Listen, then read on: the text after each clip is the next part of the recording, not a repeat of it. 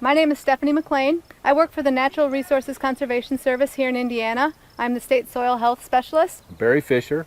I recently retired after 39 and a half years with the Natural Resources Conservation Service, the Soil Health Division. And I'm Kevin Allison. I'm with the Marion County Soil and Water Conservation District in Indianapolis, Indiana. And I work with small farmers and urban farmers on soil health practices and better farming. We're here today at Perkins Good Earth Farm near Motte, Indiana. Dan and Julie have a production vegetable farm, and we're here to learn how they apply the soil health principles and the conservation practices on their cropping system. Hi, welcome to Perkins Good Earth Farm. I'm Julie Perkins. And I'm Dan Perkins, and we provide the veggies you need and love. Yes, we do. We started farming here. We decided to jump in right away with the CSA. A CSA stands for Community Supported Agriculture, and it's a model where the farmer and the customer share in the risks and rewards of the farm. We sell to about 200 families through the CSA. Our farm's mission is to provide good food to our neighbors and community. The 4 soil health principles that really we utilize on our farm are minimize disturbance, living root, diversity, and keeping it covered. The 4 principles of soil health I believed in theoretically, but how do you practically implement it on a daily basis for each year and each crop? That really was like the proof in the pudding. Like we needed to start to work that out in this place, you know, for this type of soil, you know, that shouldn't be farmed. But you decided to put into practice the things you've learned. When I took the soil test before we bought the place, the organic matter was like 1.5%. And I was like, that's poor. Because I believed in the soil health principles, I was like, okay, let's do this. Let's think about the resources I have. Leaves are free, carbon, can add organic matter.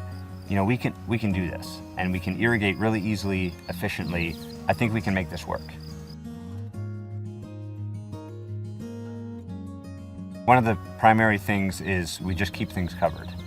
So, you know, whether that's tarping, that's fabric, that's cover crop, that's leaf mulch, that's straw mulch. I can lose, you know, a ½ inch of topsoil in just one little windstorm. And so I just thought about what are ways I can minimize that. And then it's like, okay, how do I deliver the nutrients that our crops need? Like, how do we produce a good lettuce green that's gonna taste good and store well? Well, I just gotta make sure it has water and nutrients, and all that is derived from a soil that's healthy and has biology that's active. And we have found that our customers say, like, they can taste the difference. Because it's the right thing to do. I mean, I think for the long-term legacy of this farm, that whoever the next farmer is, that they have a good base to start with, and that it could be farmed forever. People know we're really invested in the community, and they can see that with their own eyes and taste it with the food they're getting. I guess how I approach it is I would look at those principles and say, okay, which one is the easiest for me to do right now? Like that I could start tomorrow. Okay, I have some open ground that, you know, drowned out, or the crop isn't working out, or I didn't get it planted. Okay, I'm gonna throw a cover crop on there. I mean, I think seeing is believing, in the sense that you get something living out there and then you come up with a way to how you're gonna manage that, you'll start seeing results. I guess in a traditional sense, if I was gonna farm this with mixed vegetables, I would've came in here, looked at the ground, rototilled it, and I could have done that and added my inputs. And what would have happened is I would have had to keep adding more inputs to get the yields I wanted. And then I would have started seeing disease, pest problems more and more. Rain events that we get, my soil would have pounded and compacted, and I just would have continued to struggle, right? I would have just been continuing to be frustrated. But instead, we're going the other way. Like, we're continuing to regenerate, so things are actually getting easier. Like less weeds, less pests. We started at 1.5, 1.9% organic matter. We're now at a stable 3.5 to 5 to 6, depending where we're at. And now granted, that's because we have a really cheap carbon source that I've been able to get into the soils, and we've kept things covered and we haven't disturbed it. So it's a total system. I think that's what's making it work so far.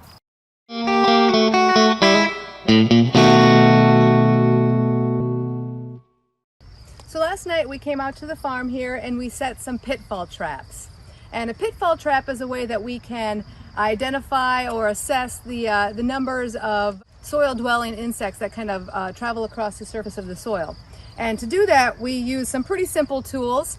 We use a bulb planter, so to use this to excavate the soil, and then we put some cups into the soil. So we wanted to dig that hole about as deep as these cups were, so that when we go out to check them, we can take the first cup out and have anything that we've collected in that first cup, but that second cup would remain in the hole. So if you want to do longer term monitoring, you could then put another cup back in there to then continue to collect any insects that travel across the surface.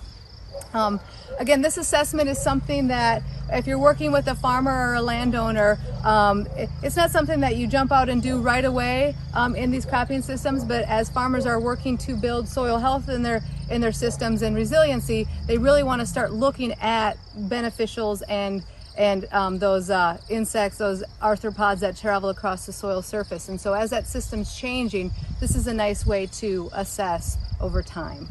And we might find pests as well, but we want to get a handle on kind of the predator to prey relationship, the beneficial to pest relationship too. So these serve several purposes, especially if we run these for several consecutive days, several consecutive nights. Yep. If we're doing that, like we had irrigation here last night, we did build a little roof over the top to keep the water from filling up the cup and running it over or anything, or helps the flying insects from just flying away also.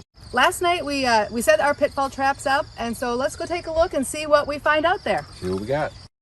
So we irrigated last night, so it was important to have this little roof on it. You can see the water on it. So we just used 3 twigs and a plate like this to keep it covered. And so then when we pull that off, then here's our pitfall trap down below. We did put a little soapy water in it, so that if we had any flying insects come in, they can't just hit the bottom of a dry cup and fly out. So soapy water kind of keeps them in place so that we'll get to see them the next day. And if you notice, it was seated well within, right at the soil level or a little bit below, because we want those beetles to walk across the soil surface and basically hit that opening and fall right in there. So let's put it in here and kind of see what we have. Like Barry was saying, we used soapy water, but and we did that to kind of keep those flying insects from leaving the pitfall trap again. But Xerces has a great document, and they kind of recommend not using anything at all. So you can have the cup be dry, but then you need to check it right away, just in a one overnight cycle. In other places, universities, they will. Let's have that plate over there, Barry. Yeah, they will use some of that antifreeze and other things like that. I think you can spill just some of that water away. A few springtails, a lot of the little ones coming across. You'll see a lot of the little springtails, which are important at, decomposing organic matter and things. But what's left then? So I've pulled out here. There's quite a few ants. And I can try to sort them out a little bit here. So I'm going to kind of put some ants over here. We actually have a nice looking centipede. One thing that is good, especially since a lot of these organisms are really small, is bring your magnifying glass or your hand lens. We also sometimes put a proscope or a magnifier on our phone to snap closer pictures too, to maybe help you in identifying the organisms a little later, because a lot of them are small, especially the little springtails and mites and thrips and things like that get pretty small. So that gives us a pretty good idea of, just after one night, what kind of population. There's spiders I see there that were crawling around in all of this cover, in the darkness of the night. They're all hungry. A lot of these are predators. The centipede's a predator. The spiders, of course, are predators, and they would be eating what potentially might be pests, you know, because this is getting ready to go to a crop. So we want that population, we want that habitat for the beneficials to be here well ahead of planting the crop, so that they can do their work before we actually plant a crop here. After one night, we've got a good population of predators that are showing up already. So that's positive. Another thing that I noticed in here is we do have a lot of ants. And like Barry was saying, we are on a very sandy soil. And so Dan has mentioned many times that he doesn't have a lot of earthworms in his system because that soil is just so sandy. And so I think we really need to consider the important role that ants are playing in this system to build stable aggregates or help build those macropores that maybe an earthworm would do in our more clayey soils. Right. Ants are doing that here. And we don't give ants a lot of credit. Most of the time we really don't like ants at all, but they play a really important role in these types of soils. And so when we see ants in this pit here, we know that they are probably working in this soil ecosystem. They're helping to build these channels and macropores to allow water to infiltrate more quickly, which on a sandy soil already does happen, but they're bioengineering for us. They're serving that bioengineering role that we talk about in our biology course. Yeah. So once we're done, if we want to do it another night, then we just reset the trap, and it's very simple, very quick, and we can do this multiple nights that way. And that's why we use the 2 cups. The other one slides right down in there, and we're good to go for another night if we so choose. So let's go check out the pitfall trap that we put in the perennial cover that's a native prairie that's been in place now for over 10 years. So our planters have an infield assessment sheet that where we look at biological diversity. And so we want to see at least in this part of the world, 4 or 5 different organisms, if at all possible, to indicate to us that we're getting some biological diversity. So we use this form and we capture for each site that we look at what we find from a biological diversity standpoint. So last night we also set a pitfall trap over here in this perennial cover that was established over 10 years ago, and it's less than 100 yards from our first pitfall trap.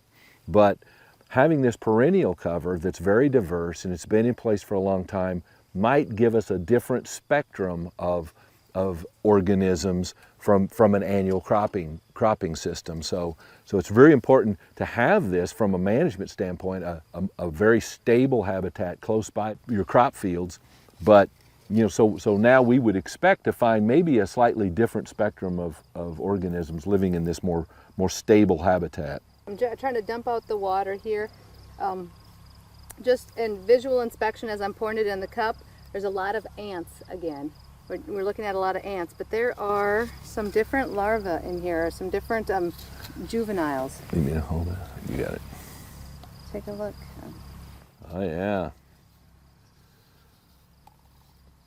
Many more centipedes, millipedes, a lot of the organisms that help break down residue and cycle residue. Just a ton of them. Just look at how many there are. That one survived. These are all some of those ecosystem engineers that are developing permanent pore space in the soil. They're also very effective predators, especially for some of the pest larvae when they're in, when our pests are in egg, just existing as an egg or a larva or a nymph. A lot of these organisms are very good. They've got jaws that can really feed on a lot of those potential pests. So totally different spectrum of insects here than we would have had than we found in the annual crop.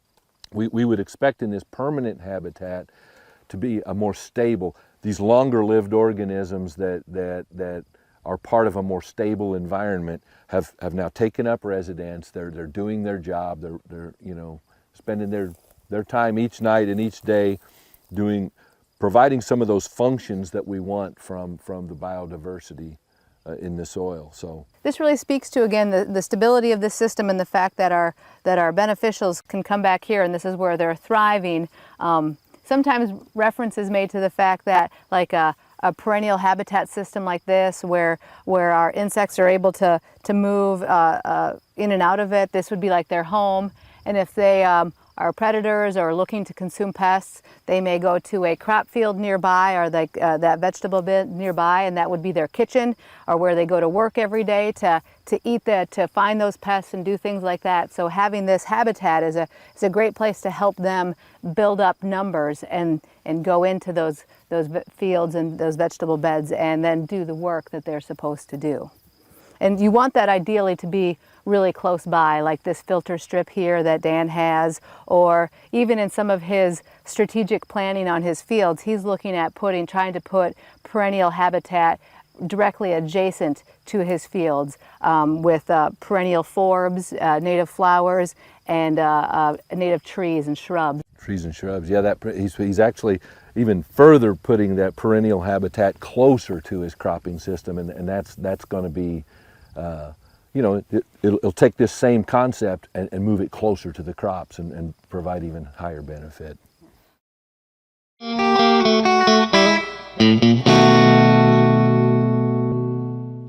So Dan, you've got this really diverse habitat here that's planted in a plot that is getting ready to be seeded to a cash crop, right? Mm-hmm.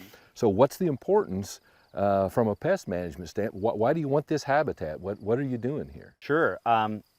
Mainly what I'm trying to do is get beneficial insects in here so that they'll manage any pests I might have on my other crops. Now, just on the other side of this are some potatoes, which potato larvae are notorious for just devouring potato plants. And so, in my understanding, if I can have flowering plants of multiple types, so there's phacelia, there's spring pea, and this ground was open in my planting plan, and so I was like, you know what? There's an open window to put in a cover crop this spring. I seeded this in March.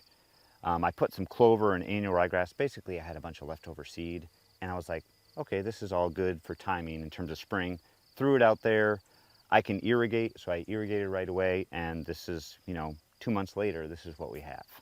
So why not provide a habitat that serves as a catch crop for the would-be pests over there? Right. You're going to attract them in and at the same time bring them in where you've already got beneficial habitat for good beneficials. Yeah, and I'm also doing that for beneficial insects, but also above ground, so you can kind of see some of the stuff flying around. I've seen, I think it's spiny soldier beetle. It looks like a squash bug, but it's a little different, and it was piercing the larva of the potato beetle. So I was like, oh, maybe I don't have to spray, or I can then wait and watch and see if that predator gets that population in check. And so I'm still watching to see if that happens. But I've never seen that bug before, and I think it's because the beneficial habitat is so close to my cash crop. I think there's something, there's only so many organisms that can fly, right? And I don't know my bugs well enough to know, but I know that I'm providing a diverse habitat, and I'm probably going to get multiple species, and that's my goal. And just a little further, where we were earlier, we've got this perennial habitat of native prairie that's been established for a long time. So how does that play, having a perennial habitat close by? And I understand you're seeding some perennial habitat throughout your crop fields too. Yeah, so I think of it in kind of 3 layers. In ecology, we see everything layered and stacked, right? So here's an annual beneficial habitat for pest management. Over in the native prairie, there's a perennial system that is not managed really at all, so it doesn't take much time. And then I have my 3rd stack, which is the forest, which gives me even like more birds, more like winged insects, that kind of stuff. So if I can have those 3 layers, I'm at least mimicking nature in that sense. And you don't have to sacrifice your best cropland acres for those catch areas, right? True. So you can strategically take the ground that's not as good for cropland and make that your Yeah, exactly. refuge area. That prairie along the edge of the woods, I mean, it's so dry and sandy there. Yeah. So So you really didn't lose any productive land, but you've gained a strategic pest management tool and other habitat for other right, organisms. and it's just aesthetically, it's beautiful, and I want to live and work in a beautiful place, and I mean, this is achieving that.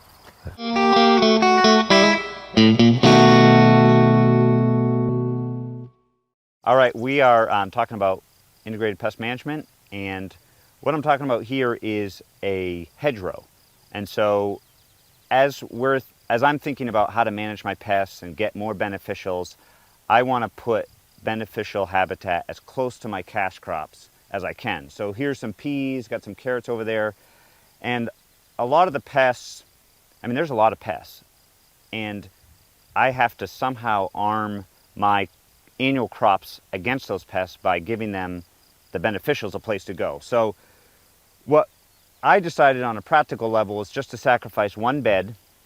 I have 100-foot beds here on the farm, and give it a permanent space of plants that are going to be flowering at different times. They're going to be different heights so that like a praying mantis case can come in and lay. I've noticed around here, praying mantis always do about this high. I don't know why it is, but that means if I only have short grass prairie or, you know, small habitat, I won't get praying mantis, which are like the lion of the predator world.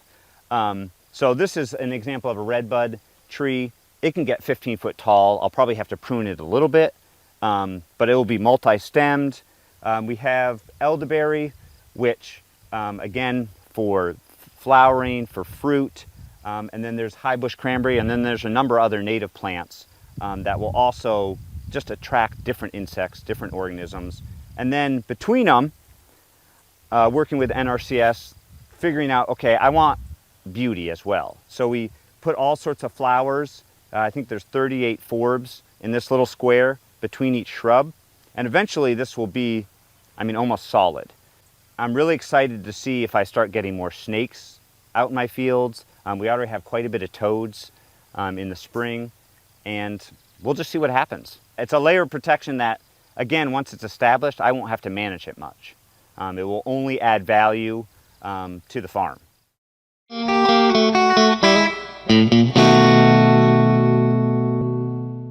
So in our our field assessment, in-field soil health assessment indicator list, we also examine roots, and so the roots,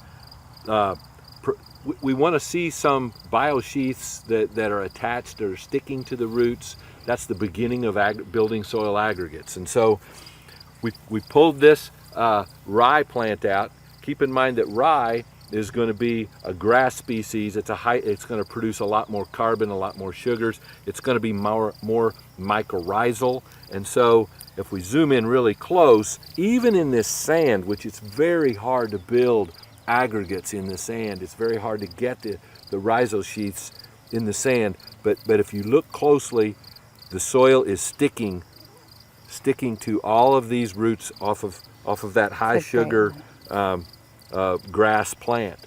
So when we talk about diversity, there's a lot of reasons for diverse plants. Some are for the insects that we've already talked about, and some are for the below ground, the microbes, the mycorrhizal fungi, and a lot of the other bacteria that provides a lot of the glues, the biological glues that stick those aggregates together. So here's a grass example, and then Stephanie's got a brassica. So here I have some spinach. So this would be something that we took out of one of Dan's vegetable beds, and it is a brassica species. And a brassica is not mycorrhizal, so we might not see as much rhizosheath or rhizosphere around that plant root. So when we kind of take it out, and you can see here, Dan uses a paper pot planter. So when we kind of take that out and look at it, we can see that the plant roots themselves, there we go. The plant roots themselves don't have as much of that rhizosheath around it. We don't see that crumb texture that we would typically see around a plant root that we would identify as a rhizosheath. So again, Barry's talking about that area right around that plant root there. I like to call it almost like a cake crumb texture. And what you notice here is we don't have that crumb texture.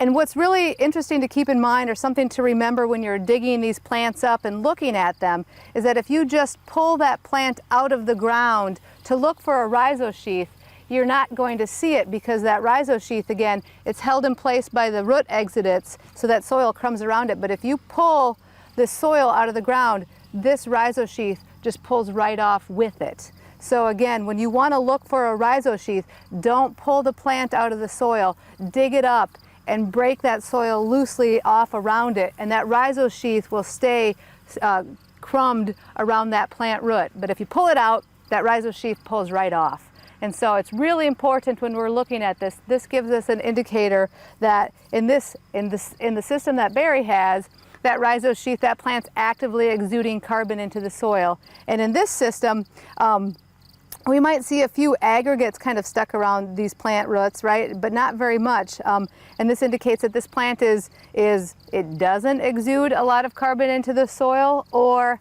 maybe it's at the end of its lifespan. So that's why we rotate, and that's why we provided diverse plant community, which feeds a diverse soil community.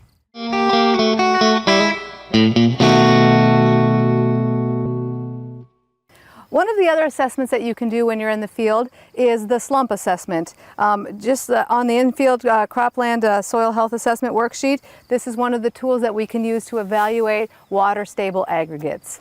So when you work on this assessment, it's nice to be able to have soil from the field, and today we're going to be taking a slump from the field behind us where we have these cover crops growing. So we dug up some of the plants and plant roots, and then we're taking aggregates off of that. And so I have this tray full of soil here, and what I did is I just took any of those aggregates that were on the plant root, and I broke them up and I put them into this cup.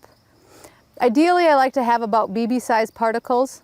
That's the size that we want to deal with when we're looking at that slump assessment, if you can have BB-sized particles. And you drop them right into that container here. And once you get them all into that container, we're going to set them in water. And for our comparison... And so you know, we've been in this really sandy soil this week, and I also wanted a comparison with a soil from a disturbed area in this sand dish to show us a contrast. So I went and I collected some soil from a more disturbed area that we'll use as a comparison. So we're going to put them in this water here and kind of let them sit in the water for about a minute. So if you can kind of see what's happening right away, ideally we want that soil to go completely under the water when we set it into the trays or into the Dixie cups here. And then you can kind of see the one that Barry had. With the white background, I don't know if that shows or not. You can really see that soil is clouding up. We can see that the particles of sand, silt, and clay are kind of falling out of that strainer and into that water. And so again, that cloudiness is an indicator of clays and other soil minerals kind of being in suspension or in that water. And in comparison, again, the soil that we got from the field behind us, we might see a few chunks of soil kind of falling out of there, but most of it is kind of holding together. And Barry's going to add just a little bit more water to these aggregates here. The soil has such a sponge effect, and that it kind of took our water down to a level that we want to make sure it's covered so it has a chance to totally soak into the soil. I usually like to wait about a minute during this point in time, get that soil good and wet. So after it's been about a minute, we're going to pick our strainers up and allow that free water to kind of drain out from between the pores or between the aggregates, and then we're going to dump them onto our plates. So right away you can kind of see a difference in that disturbed soil versus that undisturbed soil. So my soil is the one that came from this undisturbed system, right? We have the cover crop there, we have that soil protected, we have all those living roots in there. And so those aggregates, they actually retained their shape, right? So they held together in that water and they didn't fall apart or melt. And so that's a really good thing to see, especially in the sandy soil, because building aggregates in sandy soil is probably the most difficult thing to do in these cropping systems. What do you got there, Barry? Well, we've got something that just kind of turned to pudding. It has no structure. It would have a hard time supporting the weight of traffic. It would erode more easily. It's more easily detached from all forces, water, whether it's water, wind, or mechanical methods. And so we just have a more fragile soil situation. Once this dries, the air and water, it's less porous, so there's less oxygen moving through. So the organisms that would be biologically providing nutrients, doing that nutrient cycling, can't function at a higher level. So nutrient cycling becomes affected. That's one of our key functions that we're looking for. And then certainly everything from water infiltration to water holding capacity are very, very key soil functions that we're already getting major improvement on, where we've been in a very low disturbance situation, and we're adding lots of organic biomass to the system. So as I slide this back and forth, what you'll notice again is those aggregates are holding together, the soil is adhering to itself. Barry, slide yours back and forth, and what kind of happens? Well, it just turns to pudding or like peanut butter. It has no structure whatsoever. So we've just got the mineral part of the soil and some organic matter that's free floating, and you know, it muddies up the plate, stains up the plate, and the bottom line is we've just lost a lot of function, and this is just a really good assessment, really good test to see if you're on the right track or not from your management standpoint. As an assessment tool, you want to do this at the surface of your soil, within the top, I would say top 2, maybe 4 inches at the very most. That's where you want to get your aggregates, because water stable aggregates and the ability to infiltrate water, that key function that we look for, it's essential at the surface. And if our soil is crusting at the surface, if we have that, if we don't have water stable aggregates, then that water is going to run off. So when you're looking at doing this, you want to focus on that soil surface area.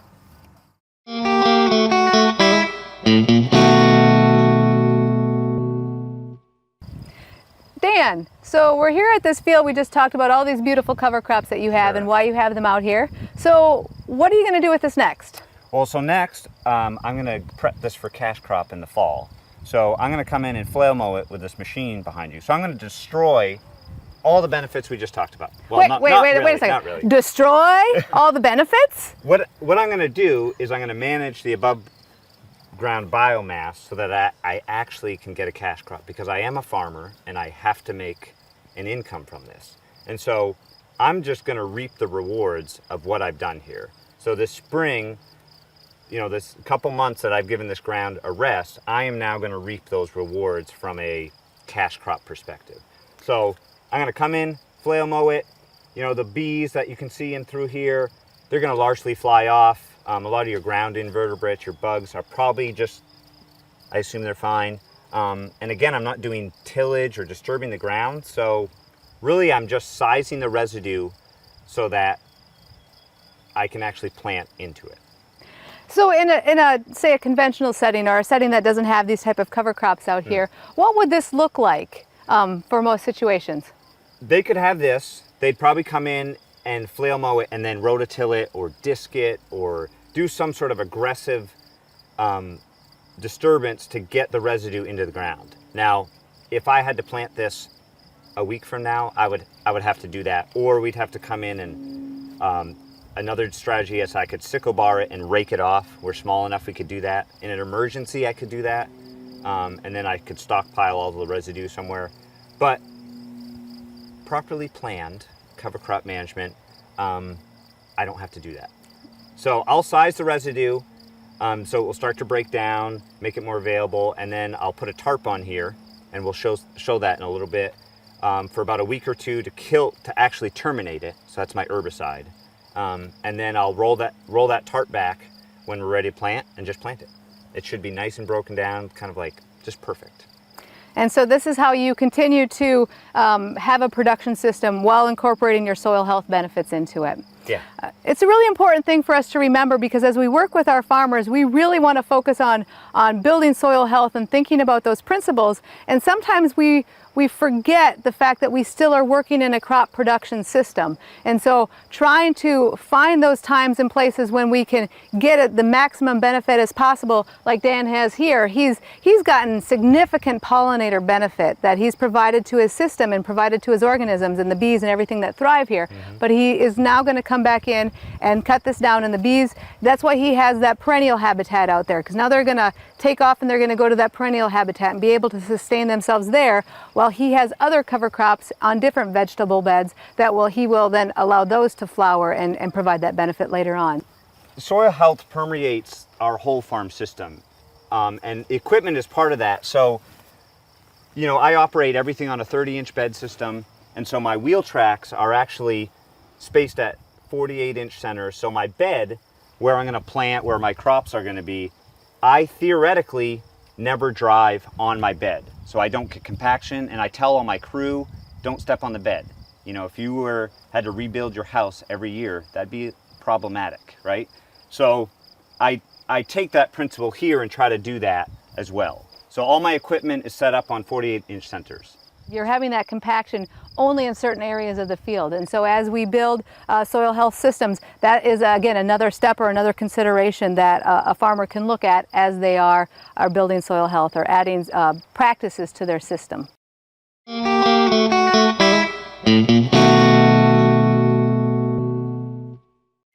Dan's just come through here and chop and drop some of his vegetation with the flail mower. So Kevin, talk about what are we going to do next out here? What's going to happen next in these types of systems? Yeah, it kind of depends on how the grower is going to plant and what they're going to plant. So that might be one of the first questions you ask, right? Like, it kind of depends if he's going to be doing it by seed or if he's going to be planting a vegetable by transplant, because unlike some of our big farms where they've got some really nice machinery that can just make a cut right through that and plant the seeds in, on this scale, like, some of those tools don't maybe quite exist, right? Or might be a little bit difficult. So yeah, if this particular cover was flail mowed, so that usually does a pretty good job about terminating. On a garden, it might be okay to just put a little bit of straw on that and transplant right into it. But if you're talking like a scale like this, where you really need this to be dead before your next crop, it's beneficial to take extra measures to actually kill this thing. So what this grower is going to do, Dan and his crew are going to bring a tarp in and actually, so they flail mowed this first, and then they're going to put a tarp on it for an amount of time. Sometimes it could be 3 to 4 weeks, depending on the kind of vegetation and the weather outside. It might just take 10 days. So the quicker the better if you're trying to plant the next crop. But so yeah, he'll put a tarp on this for a period of time and then pull it off. And then this residue will probably start breaking down at that point, or have been broken down more, so we can maybe rake it off or try to get furrows through here and actually do his seeding. If he was transplanting in, he might just put that tarp on, pull it off, and then come back and actually just transplant into this mulch, depending on how much is left. So, and that kind of, you can kind of design your cover crop mix to better prep that next crop. If he is going to something like a transplant, if the grower is going to plant a transplant, you might want more bulk material, so add some grass like cereal rye. If he's going by seed or something where he can't really seed into much residue, then it might be something, a cover crop that decomposes more quickly, like your legumes. So you can kind of choose your cover crop based on what you want that bed to look like at planting time. So yeah, our cover crop strategy here looks like we have a little bit of grass. We have some annual ryegrass in here and some cereal rye, but predominantly field pea, crimson clover, phacelia, other forb species like that. So he was really focusing on that pollinator benefit, but this as a cover crop mix probably has a relatively low carbon to nitrogen ratio. So when he comes and tarps this, I'm guessing that when we come back, this residue, it's really nicely sized, and he laid it, that flail mower just laid it right down, right where he wants it to be. I would guess that a lot of this residue will be pretty dry and well broken down, because this is all very green material, so it's gonna have a low carbon to nitrogen ratio, and it's gonna decompose really quickly. And in that decomposition process, we're going to be, cycling nutrients, releasing nutrients that these plants have taken up into their biomass, and it's going to be released back into the soil for the next crop to take it up and utilize it. So even just as we're looking here across this soil, this has been chop and dropped, right? But just the number of insects and predators and bugs that we see crawling across the surface of this chop and drop, or across the surface of this mulch, is unbelievable. You know, I've seen numerous wolf spiders, which are predators in our systems, right? They're really important. We've seen some predatory stink bugs. I've seen a few other bugs. Just if you sit here for a little bit and kind of look at what crawls over the surface, the beetles and all of these things are kind of coming out, because again, we've gone through here and we've had a little bit of a disturbance, so they're now kind of coming out and starting to regroup and figure out how to reestablish, you know, their home down on the soil surface or other things like that. But just a ton of insects in here. One of the interesting things about the flail mower too is, you know, it's chopped it up into, I don't know, 3 to 5, 6-inch pieces. So just to be cognizant that this, a flail mowed cover crop is probably going to break down and decompose a lot quicker than something that's crimped, just because you've got it already in smaller pieces and that decomposition process can happen a little bit quicker. So that might be another decision that a grower needs to make when thinking about, okay, how much residue do I want after I pull this tarp off? So if they do get it into finer pieces before that happens, it's probably going to be a little bit more bare once he pulls that tarp off. So residue is a really essential part of a soil health management system. If we think about our four principles, one of the main principles that we really focus on is maximizing soil cover. So residue plays a key role in that. We want to keep that soil protected and covered at all times, but when we look at and evaluate residue decomposition, it's an indicator to us of biological activity in our cropping system. So we want to see residues break down and decompose, because again, that's a biological process, and so those microbes, bacteria and fungi in particular, our saprophytic fungi, are breaking these residues down and releasing those nutrients back into the soil for other plants and then other organisms to take that back up. So we need to have residue breakdown, but it's really important that we have residue in this system, because if we don't have residue, at some point in time we're going to have that bare soil surface, and then we are exposed to those elements, and then we're running that risk of surface crusting or other things where we start to lose function. So residue is a really key aspect of soil cover, but we also want to see it decomposing. We want to see it breaking down, but we always want to continue to have that influx of other residues or soil cover to keep that soil surface protected.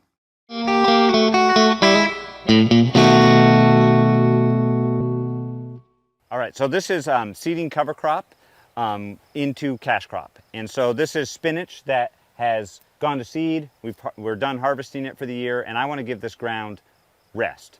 So I'm seeding buckwheat here. It's a warm season cover crop, and I'm using this little 1-row seeder. And in my sandy soil, I can seed with this type of tool. It's pretty simple. If you were a heavier clay soil, they make seeders with little cutaway double discs like you'd see on a bigger planter. That would be more appropriate. So you got to make sure your tool fits the context. But I want to give this ground rest, and this is a great cover crop species. And I'll just show you what I do is I have everything on even rows here, so I can just run through. It's real quick.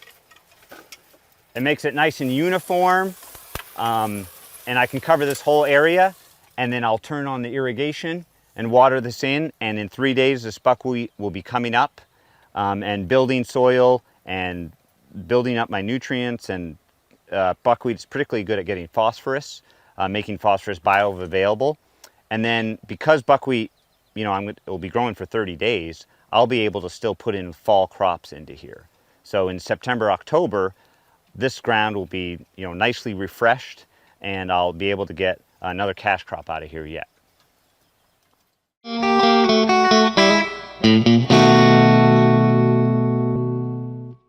All right, so this bed has just been flail mowed. They put some compost down, maybe some amendments. Yeah. Now the real goal is to make sure that this vegetation is dead. So this is kind of the silver bullet in the small farm world. We're putting a tarp on here for maybe 3 to 4 weeks. It kind of depends on what cover crop or what vegetation we're trying to kill and your soil biology. So if there's more biology, it's going to break down a bit quicker. But the goal is just to get that vegetation killed, and then, you know, whatever that time frame be, pull off the tarp and it's ready to plant. Well, that's a wrap at Dan and Julie's farm here today. Thanks for joining us at Perkins Good Earth Farm. We learned a lot here today. For more information, go to our NRCS Soil Health website, and thanks so much for joining us today.